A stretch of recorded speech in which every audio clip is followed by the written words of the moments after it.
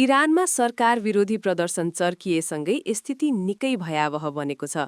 बढ्दो महँगी विरुद्ध सुरु भएको आन्दोलन अहिले सर्वोच्च नेता आयातुल्ला अली खामेनीको शासन अन्त्यको मागमा मोडिएको छ। आक्रोशित प्रदर्शनकारीहरूले अहिलेसम्म सयौं मस्जिदमा तोडफोड गर्नुका साथै इस्लाम धर्मलाई नकारेका छन्। महिलाहरू बुर्काको बहिष्कार गरेका छन्। इस्लामिक देश भनेर चिनिने इरानमा अहिले दिनहुँ प्रदर्शनकारीहरू इस्लाम धर्म विरुद्ध समेत नाराबाजी गर्दै आएका छन्। बीबीसी र विभिन्न मानवाधिकारवादी संस्थाहरूका अनुसार सरकारी दमनमा परि अहिलेसम्म सयौं प्रदर्शनकारीले ज्यान गुमाइसकेका छन्। राजधानी तेहरान सहित देशका विभिन्न शहरहरू युद्ध मैदान जस्तै बनेका छन्।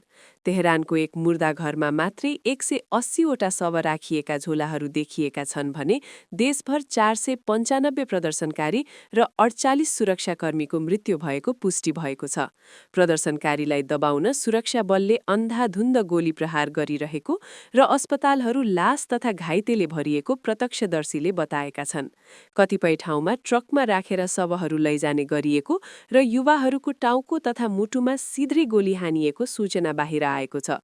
यसैबीच अमेरिकी राष्ट्रपति डोनाल्ड ट्रम्पले इरानको स्वतन्त्रताका लागि अमेरिका सहयोग गर्न तयार रहेको बताएका छन्।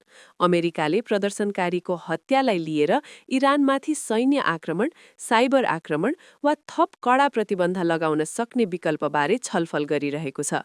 अमेरिकी चेतावनीपछि इरानले पनि कडा प्रतिवाद गर्ने धम्की दिएको छ। इरानको संसदका सभामुखले यदि अमेरिकाले आक्रमण गरेमा यस क्षेत्रमा रहेका अमेरिकी सैन्य अड्डा, जहाज र इजरायलमाथि समेत आक्रमण गर्ने चेतावनी दिएका छन्। इरानी महान्यायाधिवक्ताले प्रदर्शनकारीलाई भगवानको शत्रु करार गर्दै मृत्युदण्डको सजाय हुन सक्ने बताएका छन्। सरकारले सूचना बाहिरिन नदिन इन्टरनेटमा प्रतिबन्ध लगाएको छ भने यस झडपलाई अमेरिका र इजरायल विरुद्धको राष्ट्रिय युद्ध भन्दै मारिएकाहरूको सम्झनामा 3 दिने शोक घोषणा गरेको छ।